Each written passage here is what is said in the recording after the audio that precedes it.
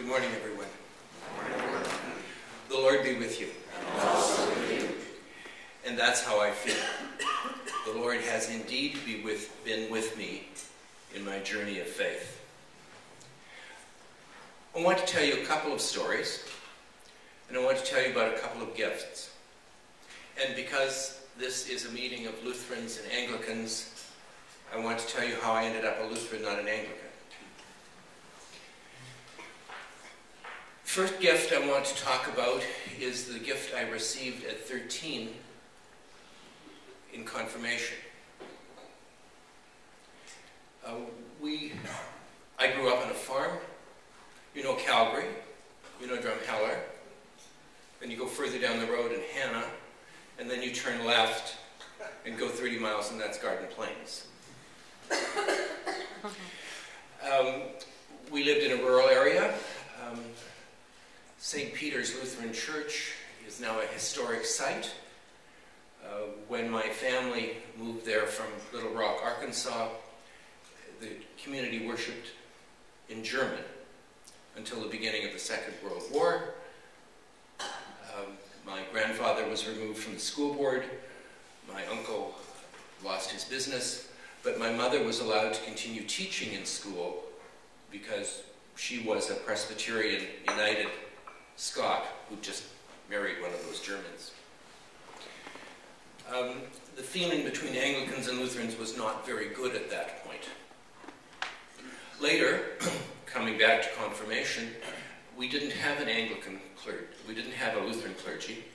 So in those days, the Anglican Church did confirmation by mail. And I spent my first couple of years in confirmation writing answers on sheets and mailing them off to Calgary. I don't remember who was the bishop in Calgary, but we've got these things back marked. And then we did receive a Lutheran seminarian who used to come on the train from Saskatoon, and some of you would know Erwin Sommerfeld. And the confirmation verse he gave me was from Joshua 24:15, slightly edited. Then choose for yourself this day whom you will serve. But for me and my household, we will serve the Lord.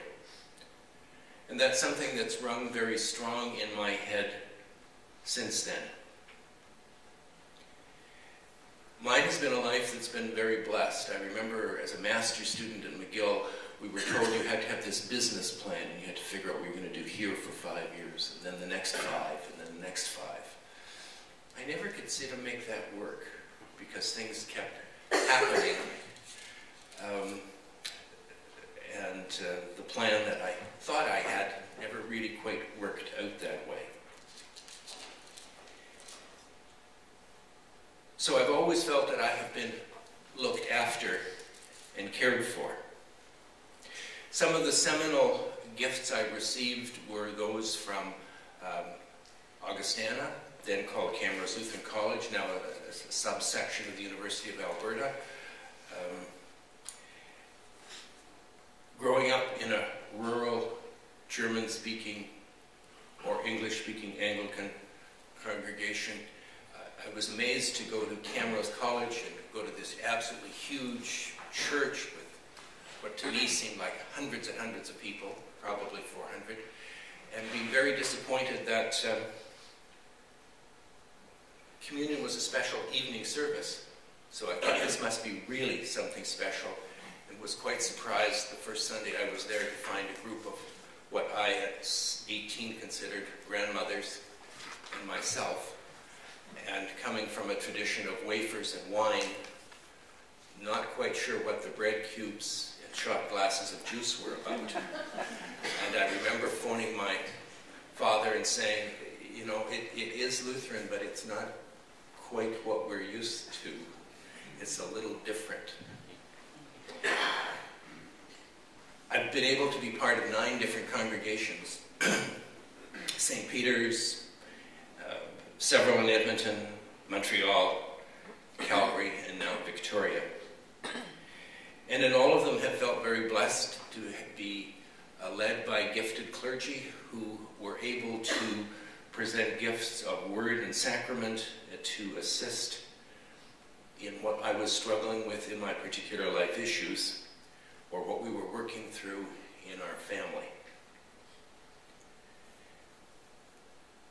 Gifts given and gifts received. And I guess that's what we're about here as well, is that we wish to be a gift to the church, and we wish to carry forward our vision and ideas, and we wish to carry forward our faith to generations to come. Blessed to have 3 children and 4 grandchildren. I want to tell you a story about Lucas, who's just turned 5. At Christmas, we were visiting with him in Toronto, he and his parents, and he asked me to read him the story of Rudolph the Red-Nosed Reindeer one evening. And you all know the story, the little deer who's different. Lucas is adopted. The little boy, the little deer who doesn't quite fit in, who's a little different, and ostracized from the community, but then comes back and saves Christmas. So when the story was finished, I said, Lucas, what do you think? And he said, well, Grandpa, I'm trying to decide if this is a work of fiction. I said, well, that's very good. What do you think? And he said, well, you know, Grandpa, he was 4 and a half. He said, you know, everybody knows snowmen don't talk. But he said, I think there's a Rudolph. And I said, that's good. Then he pulled the covers up under his chin and he said, you know, Grandpa, sometimes the moral of children's stories is so hard to figure out.